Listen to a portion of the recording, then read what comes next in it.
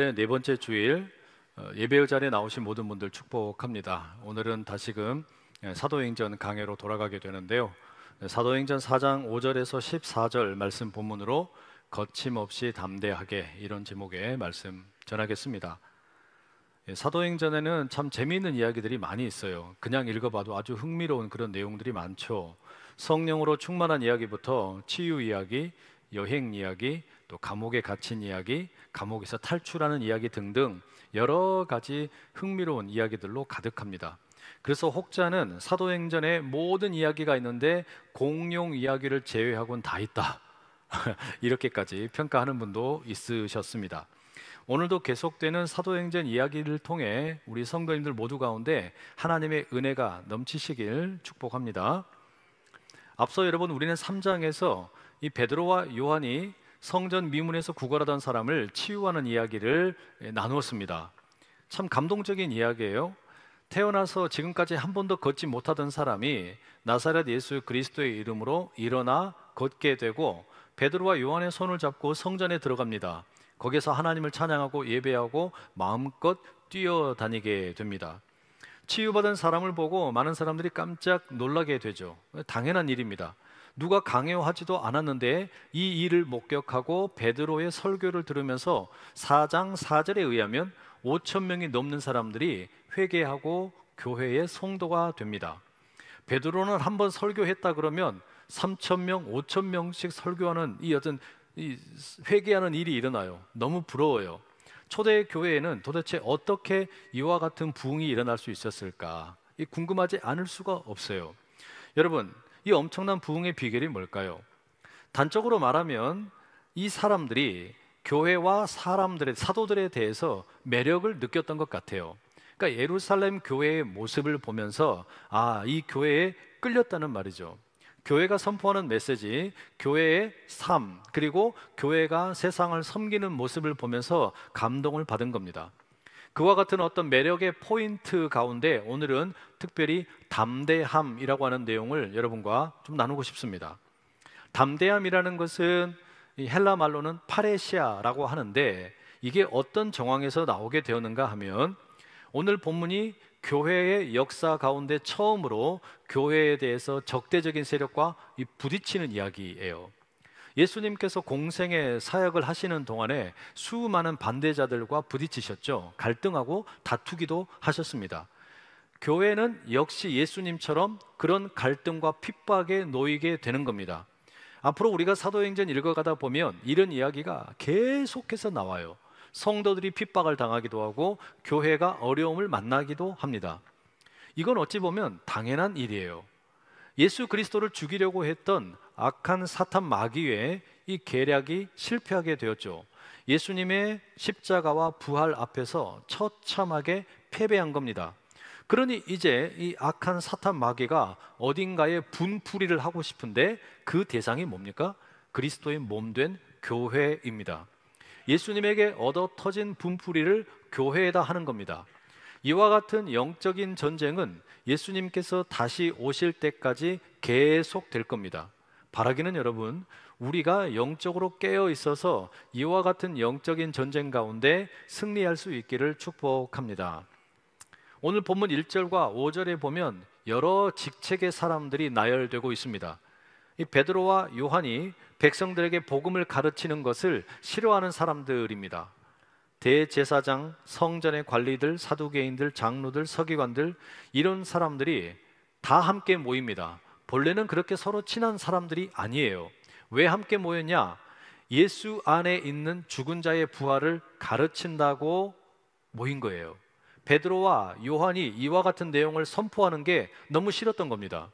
그러니까 여러분, 과거나 오늘이나 복음을 대적하는 사람들에게는 특징이 있는데 그 중에 하나가 예수 안에 죽은 자의 부활을 싫어합니다. 예수 안에 죽은 자의 부활이 있다라는 말을 거적한단 말이에요. 이 사람들이 여러분, 머리에 뿔이 나 있고 한 손에는 방망이를 들고 있는 도깨비가 아니에요. 하얀 한복을 입고 머리를 그냥 길게 늘어뜨린 그런 귀신도 아닙니다. 저승사자의 모습도 아니에요. 여기 나오는 사람들은 너무나 멀쩡하게 잘생기고 당시 사회 기준으로 보면 최고 엘리트 교육을 받은 사람들입니다. 사회적인 지위도 높은 사람들이에요. 그런데 공부를 많이 해서 그런지 모르지만 예수 안에 있는 부활을 믿지를 못해요. 사회적인 신분이 높아서 그런지는 모르지만 예수 안에 있는 사람들의 부활을 인정을 못하는 거예요. 그러니 여러분, 바라기는 공부를 너무 많이 하지 말기를 축복합니다. 높은 지위에 올라가지 마시기를 축복합니다. 아무도 아멘 안 하시네요. 농담처럼 들으셔도 좋겠습니다. 다만 여러분, 이 사람들이 왜 예수님의 부활, 예수 안에 있는 죽은 자들의 부활에 대해서 싫어했을까요? 자신들이 누리고 있는 지위나 권세를 잃어버릴까 두려웠기 때문이죠. 그런데 또 다른 이유를 말할 수도 있습니다. 그게 뭐냐면 이 사람들은 진실이 무엇인지에 대해서 별로 관심이 없었다라고 말할 수 있어요. 뭐가 참이고 뭐가 거짓인가, 이게 관심이 있는 게 아니에요. 오로지 자기 배를 불리고 자기들의 지위를 유지하는 데에만 관심이 있는 겁니다. 자신들의 배가 곧 하나님이에요. 그게 자신들의 종교였다라는 말입니다. 3절에 보면 제사장들과 성전의 관리들이 아무런 이유도 없이, 아무런 근거도 없이 베드로와 요한을 억류합니다. 밤이 깊어서 신문을 할 수 없으니까 감옥에다 가둬버리는 거예요. 인권이라는 게 없어요. 자기들 마음대로입니다. 그리고 다음 날 관리들과 또 장로들과 서기관들과 대제사장들이 모이게 됩니다. 가야바와 안나스 대제사장이 참여를 합니다. 이 사람들이 누구예요? 예수님을 십자가에 못 박도록 거짓 재판을 했던 그 주역들입니다. 이 사람들이 다시 모인 거예요. 이 사람들이 모여서 베드로와 요한에게 질문을 합니다. 7절 이렇게 되어 있죠. 함께 읽어보실게요. 시작. 사도들을 가운데 세우고 묻되 너희가 무슨 권세와 누구의 이름으로 이 일을 행하였느냐? 성전 미문에서 구걸하던 사람을 치유해 줬잖아요. 근데 이 일을 무슨 권세와 누구의 이름으로 했느냐라고 묻는 거예요. 여러분, 이게 중요한 핵심입니까? 전혀 아니잖아요. 핵심은 뭐냐면 태어나서부터 지금까지 한 번도 걷지 못하던 사람, 성전 미문에서 구걸하던 사람이 베드로와 요한을 통해 나사렛 예수 그리스도의 이름을 통해 일어났다는 거잖아요. 성전에 들어가서 하나님을 찬양했다는 거잖아요. 이게 진짜 진리이고 핵심 아닙니까? 근데 이 종교 지도자들, 또 정치 지도자들이 하는 메시지가 뭐라 그래요? 무슨 권세로, 누구 이름으로 이런 일을 했냐라는 거예요. 사실 여러분, 이런 질문은 예수님에게도 늘 따라다니던 참 못된 질문이었습니다. 누가복음 11장에 보면 예수님께서 귀신 때문에 말을 못하는 사람을 고쳐주는 이야기가 나오죠. 놀라운 치유가 일어나요. 사람들이 깜짝 놀라요. 그런데 그 중에 일부의 사람들이 예수님을 막 비난을 하는 겁니다. 뭐라 그러냐면 예수님이 귀신의 왕인 바알세불의 힘을 빌려서 귀신을 쫓아냈다는 겁니다. 아니, 귀신의 왕인 바알세불을 빌려서 귀신을 쫓아냈다? 여러분, 그게 중요한 게 아니잖아요. 지금 이 사람이 말을 못하던 사람인데 말을 하게 됐다라는 이 치유의 이적이 중요한 거잖아요. 예수님의 치유를 어떻게든 흠집 내기 위해서 혈안이 된 사람들의 아주 삐뚤어진 태도예요. 이 사람들의 정체가 복음서마다 조금 다르게 소개되어 있습니다. 마태복음 12장에는 바리새인이라고 되어 있고 마가복음 3장에는 서기관이라고 되어 있어요. 누가복음 11장에는 일부의 사람들이 이런 주장했다라고 되어 있습니다. 이와 같은 헛소리, 조금 지나치게 말하자면 이런 개소리를 하는 자들이 누구이든지 간에 분명한 사실 하나는 뭐냐? 이들이 진리가 뭔가, 진실이 무언가 이런 거에 도통 관심이 없어요. 바로 그런 사람들이 예수님이 부활 승천하신 후에 남겨진 제자들에게도 똑같은 질문하는 거예요. 제자들이 나사렛 예수의 이름으로 성전 미문에서 구걸하던 장애인을 치유해 주었는데 뭐라고 말합니까? 무슨 권세와 누구의 이름으로 이런 일을 했냐 물어요. 여러분, 예수님께서는 이런 질문 받으셨을 때 이렇게 답변하셨어요. 누가복음 11장 20절에 그러나 내가 만일 하나님의 손을 힘입어 귀신을 쫓아낸다면 하나님의 나라가 이미 너희에게 임하였느니라. 내가 바알세불이 아니라 하나님의 능력을 힘입어서 귀신을 쫓아낸 거라면 지금 나의 이 치유 사역에 대해서 비난하는 너희들에게는 하나님의 심판이 이미 임하였다. 예수님이 말씀하셨어요. 헛소리로 질문했던 사람들이 꼼짝 못하게 되었겠죠? 그러면 오늘 본문에서 제자들은 어떻게 대응을 할까요? 이 본문의 제자들은 자기들을 공격하는 이 정치 지도자들과 종교 지도자들에게 어떻게 반응하는가? 여러분, 그 내용을 살펴보기 전에 우리 이 현실도 한번 좀 돌아보면 좋겠어요. 참 안타까운 일이 얼마 전에 있었습니다. 유명한 배우가 세상을 떠났어요. 대중들에게 큰 사랑을 받던 사람입니다. 출연하는 작품마다 아주 큰 히트를 치는 인기 배우였습니다. 해외 유명 영화제 시상식에도 참여하던 인물이었죠. 그런 그가 경찰에서 마약 혐의로 조사를 받게 되었습니다. 그런데 아무리 수사를 해도 마약 혐의를 입증할 만한 증거가 나오지를 않습니다. 그러더니 어떤 데서 자료가 나왔는지는 모르지만 마약과 관련이 없는 찌라시 기사들이 나오기 시작을 했어요. 이 배우가 불륜의 상태에 있었고 상대방이 술집 마담이었는데 이 두 사람 사이에 나눈 대화가 버젓이 공영방송 저녁 뉴스 메인 기사로 소개가 되는 겁니다. 여러분, 이 배우의 행동이 맞다는 게 아니에요. 도덕적으로 지탄을 받을 일입니다. 하지만 해당 배우가 불륜을 저질렀다라는 것이 공영방송 메인 뉴스에 나올 기사거리일까? 그 상대방과 나누던 대화의 녹음이 우리가 들어야 될 값어치가 있는 이야기일까? 참 의구심이 생겨요. 삼류 인터넷 찌라시 언론에서나 취급할 그런 저급한 내용 아닙니까? 무작위로 노출된 이 뉴스로 인해서 어찌 보면 시민들의 귀가 더럽혀졌어요. 뉴스 공해입니다.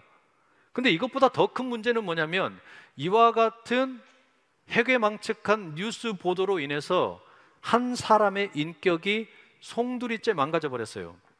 이 보도 행태를 보면서 해외 언론이 한국 사회를 뭐라고 했는 줄 아세요? 한국 사회는 아주 이상한 과격한 청교도주의에 빠져 있다 그랬어요. 사람들이 누워 무언가 잘못한 게 보이면 집단으로 린치를 가하고 그 사람을 완전히 일어서지 못할 정도로 그러기로 몰아넣어버린다는 거예요. 결국에 어떻게 되었습니까? 그 생명이 꺼지고 말았어요. 과연 여러분, 이런 식으로 뉴스를 보도하는 게 마약의 수사와 무슨 관련이 있으며 이것이 정말로 그만한 가치가 있었는지 생각을 안 할 수가 없어요. 너무 안타까운 일입니다. 만약에 우리 자신들에게 이런 일이 벌어진다면 여러분 견뎌낼 수 있을까요? 사람들이 이런 어떤 마녀 사냥을 견뎌낼 수 있겠냐는 말이에요. 우리 주변에 이런 일이 너무 많이 벌어집니다. 진실이 뭔지, 진리가 뭔지 이런 것은 그냥 개나 줘버려. 관심이 없어요. 자극적인 기사를 내보냅니다. 유튜브에서는 조회수를 올리려고 혈안이 되어가지고 사람들의 말초신경을 자극할 만한 것들이 넘쳐나고 있어요. 안타까운 일입니다. 결국에 여러분, 큰 비극이 일어난 다음에 사람들이 후회를 합니다. 언론이 잘못됐다, 또 경찰의 수사가 지나쳤다, 이렇게 입을 모은단 말이에요. 만시지탄입니다. 너무 늦은 후회예요. 여러분, 지금 베드로와 요한이 맞닥뜨리고 있는 질문 역시 이와 같은 아주 저급한 수준의 질문이에요. 중요한 것은 장애인이 회복된 치유의 이야기 아닙니까?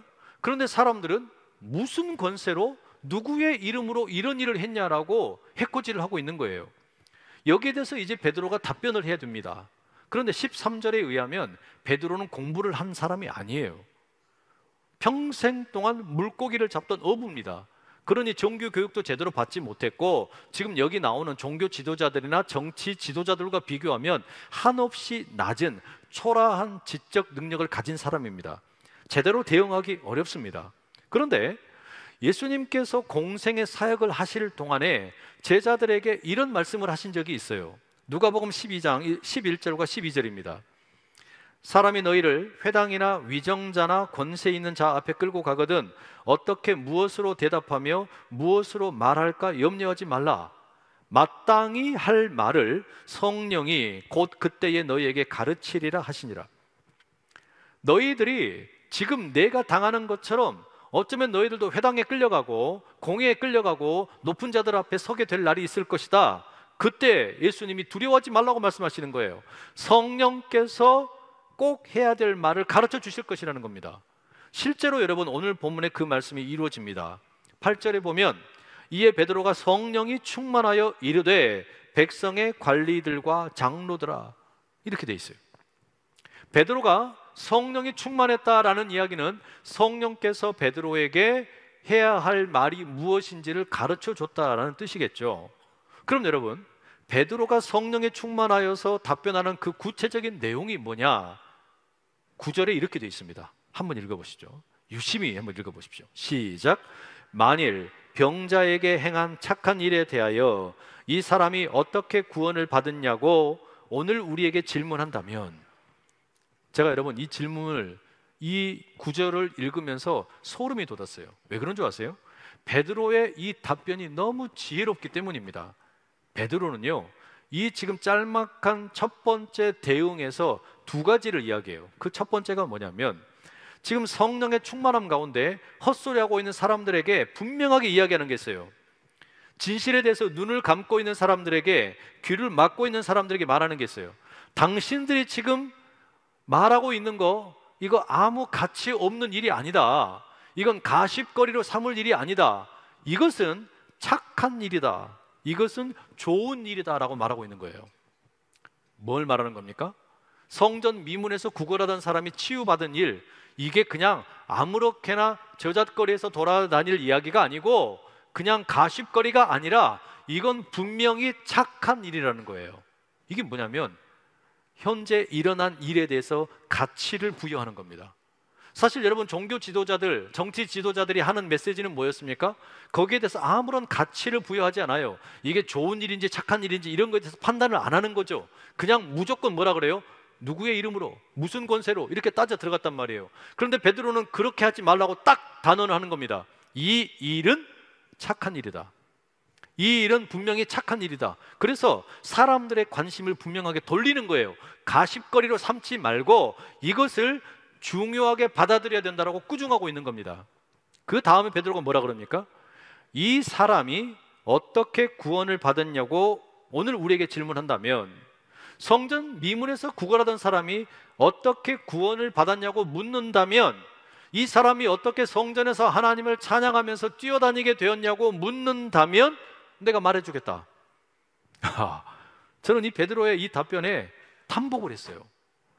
두 가지가 분명하게 나오는 거잖아요. 이 사건을 찌라시로 취급하지 말아라. 이건 분명히 착한 일이다. 선언하고 있는 겁니다. 두 번째, 내가 마땅히 답변해야 될 질문이 뭐냐? 도대체 이 사람이 어떻게 구원받았냐? 이거를 물어본다면 내가 알려주겠다. 질문을 바꿔버린 거예요. 누구의 이름으로, 무슨 권세로, 거기에 초점을 두는 게 아니라 이 사람이 구원받은 사실에 초점을 두고 있는 겁니다. 그리고 이 베드로가 이어서 이제 선포를 하는 겁니다. 뭐라 그래요?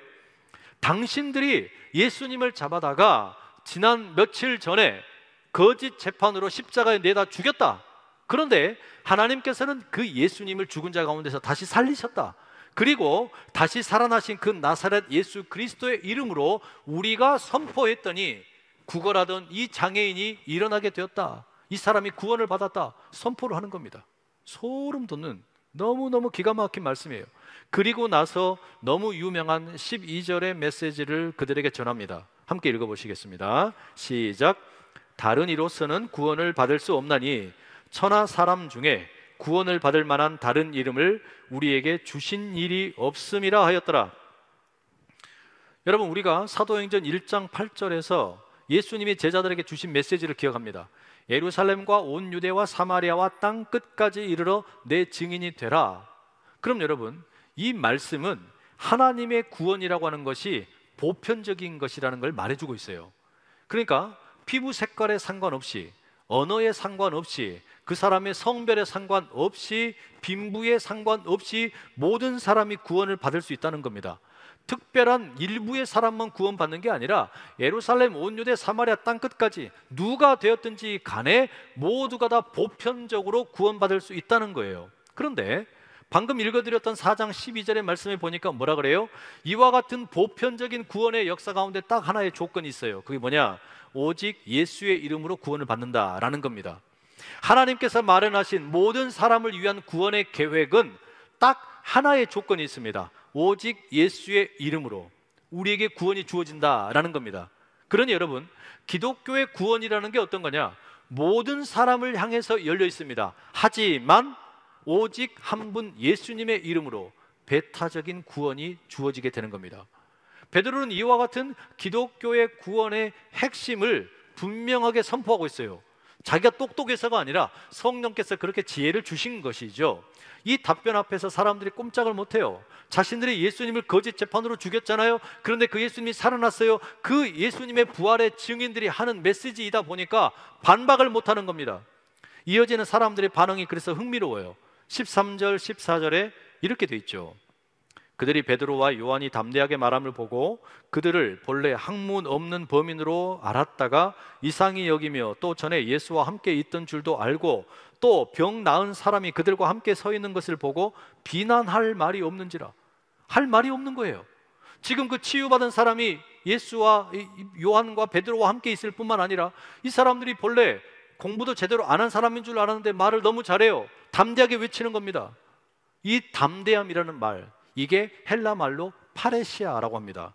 모든 것을 가감없이 말한다, 그런 뜻이에요. 그래서 거침없이 담대하게 말한다, 이런 의미를 담고 있어요.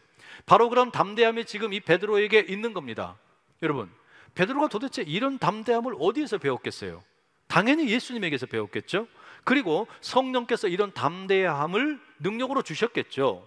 예수님 말씀 보면 예수님이 바로 그런 담대함의 원조였어요. 마태복음 5장 37절에서 주님이 이렇게 말씀하십니다. 세번역 성경인데요. 너희는 예 할 때에는 예라고 말만 하고 아니요 할 때에는 아니요라는 말만 하여라.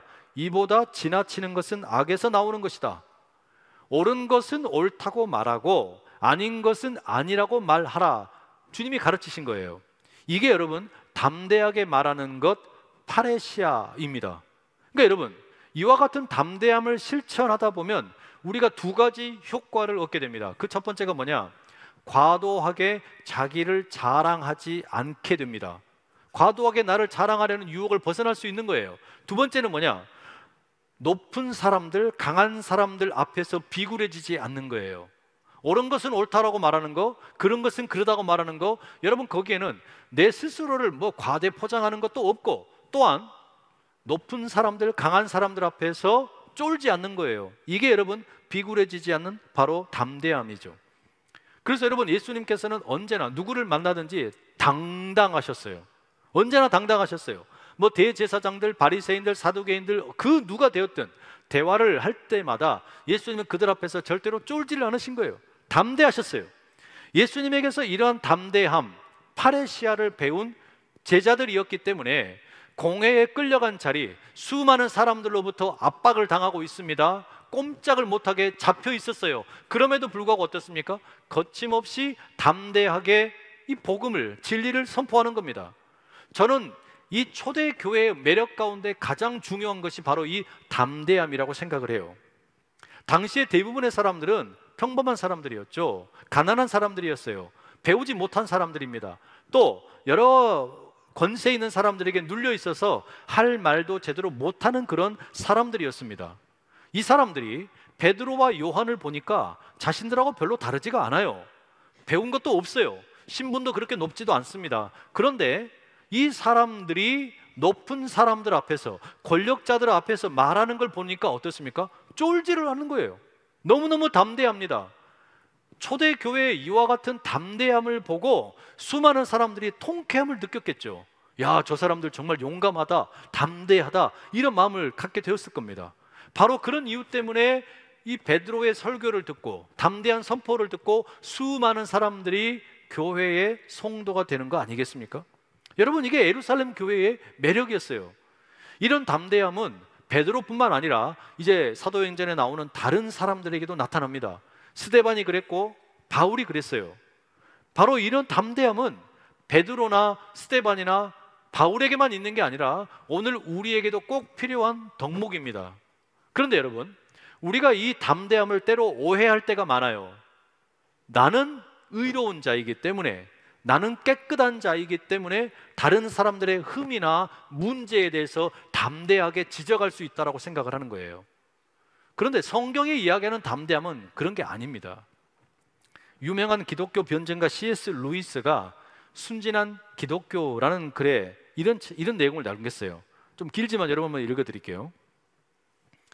마지막으로 제가 성에 대해 꽤 길게 이야기했음에도 불구하고 여기에 기독교 도덕의 중심이 있는 것은 아니라는 점을 분명히 밝히고 싶습니다. 그리스도인들은 순결하지 않은 것을 최고의 악으로 여긴다고 생각한다면 착각입니다.